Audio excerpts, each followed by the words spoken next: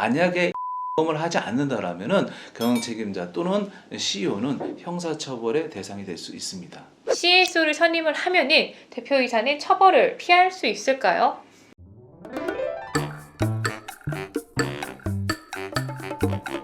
안녕하세요. 노알람 이덕준 노무사입니다.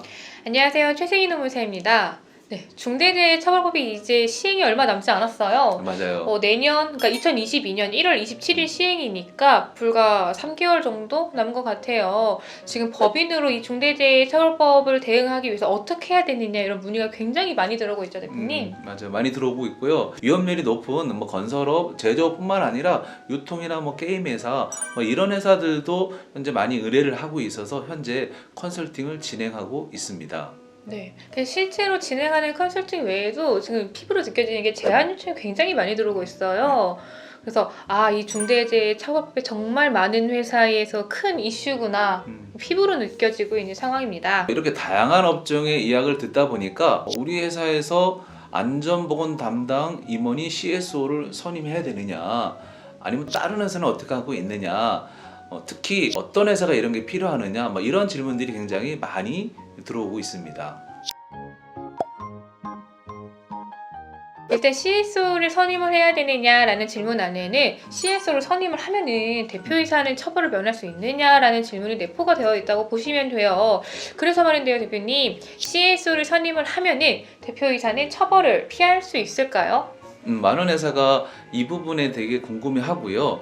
컨설팅 의뢰할 때 형사처벌을 면책할 수 있는 제도로 컨설팅을 진행해달라 요구를 많이들 하셔요. 그런데 중대재해처벌법 제2조에서 경영책임자의 정의를 사업을 대표하고 사업을 총괄하는 권한과 책임이 있는 사람 또는 안전보건에 관한 사항에 대해서 이에 준하는 업무를 하는 사람으로 규정하고 있어요. 여기서 핵심이 또는인데요.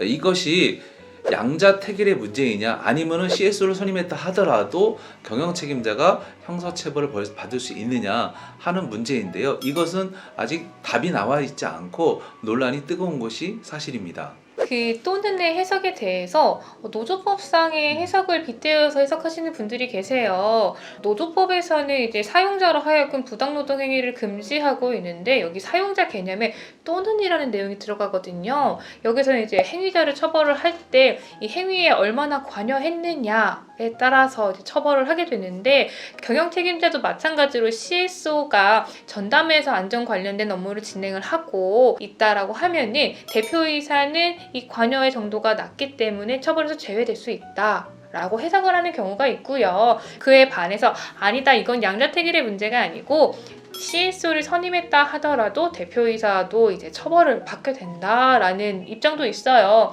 사실 이거에 대해서는 아직 사법부의 판단이 나오지 않은 상황이기 때문에 굉장히 불분명해요.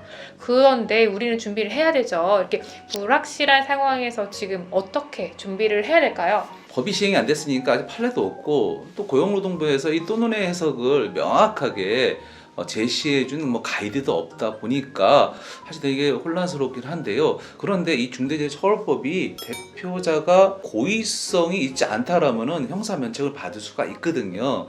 이런 부분을 아이디어를 착안한다라면은 CSO를 선임을 해서 안전보건에 관련된 내용에 대해서 계획을 수립하고 예산을 집행하고 인력을 배치하는 등 또 안전관계 법령들에 대한 부분들을 충실히 준수하고 그렇게 하고 있는데 불구하고 부득이하게 어떤 중대재해가 발생이 된다 하면은 고의성에 대한 어떤 위법성을 조각할 수 있다고 보여지기 때문에 형사면책에 대한 하나의 카드로도 쓸 수 있을 것 같아요. CSO 관련해서 조금 다른 질문을 다시 드릴게요.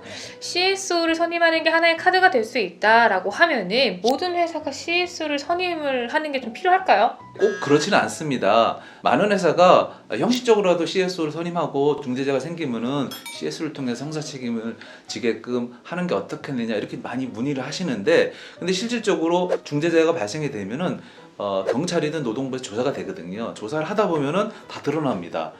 이 CSO가 실질적으로 안전보건 경영에 책임자로서 역할을 했느냐 안 했느냐가 드러나기 때문에 형식적으로 선임하는 것보다는 실질적으로 그 업무를 수행하는 사람을 선임을 해서 진행하게 한다라면은 CSO를 선임하는 것도 좋을 것 같아요. 네, 그러니까 실질적인 권한을 줄 수 있는 회사가 선임을 해야지 형식만 갖춰서는 의미가 없다 이런 네, 말씀이시네요. 그렇습니다. 대표님 그러면 중대재해처벌법은 모든 업종, 모든 사업에서 다 준비를 해야 되는 걸까요? 예, 맞습니다. 산업안전보건법과는 달리 중대재해처벌법은 상시 5인 이상 모든 사업장에 적용되도록 법이 공포가 됐기 때문에 모든 사업장에 준비를 해야 됩니다. 그런데 산업안전보건법령에서는 업종이나 위험률에 따라서 차이가 있기 때문에 업종에 따라서 민감도는 좀 차이가 있을 수 있습니다. 뭐 예를 들어서 이제 사무직만 종사하는 이런 사업장인 경우에는 사실 산업안전보건법이 적용이 제외되는 부분이 상당히 많이 있어요. 그러다 보니까 안전보건관계법령의 이행 준수에 대해서는 좀 민감도가 낮겠죠. 그럼에도 불구하고 뭐 예산을 편성을 한다던가 위험성 평가를 진행한다거나 도급인의 조치를 준수한다거나 이런 중대재해처벌상의 요구사항을 준수할 의무가 있기 때문에 준비를 다 하셔야 됩니다. 맞습니다. 그리고 철저히 준비해야 되는 업종이 있는데요. 대표적인 예가 도급사업장인 경우에요. 도급사업장인 경우에는 수차의 하도급에 이루어지기 때문에 하나의 장소에서 혼재된 일들을 하고 있기 때문에 위험률이 굉장히 높거든요. 이런 사업장인 경우거나 아니면 위험한 기계기구를 다루는 데라든지 유해위험 화학물질을 사용해서 사업을 하는 데라든지 이런 데들은 안전보건관계법령이 뿐만 아니라 중대재해처벌법에 있어서도 굉장히 면밀한 준비가 필요할 것 같아요. 네, 그 대표님 말씀하신 걸 들어보니까 사실상 이제 건설업 특히 이제 준비가 철저히 필요하다고 이해가 돼요. 최근에 고용노동부에서 2020년도에 중대재해처벌법이 시행이 되고 있었다라고 하면은 과연 얼마만큼 처벌이 발생했을까라는 시뮬레이션을 돌려봤는데요. 결과적으로 200개 업체가 중대재해처벌법에 따른 처벌을 받았을 것이다 라는 이제 결과가 나왔고요.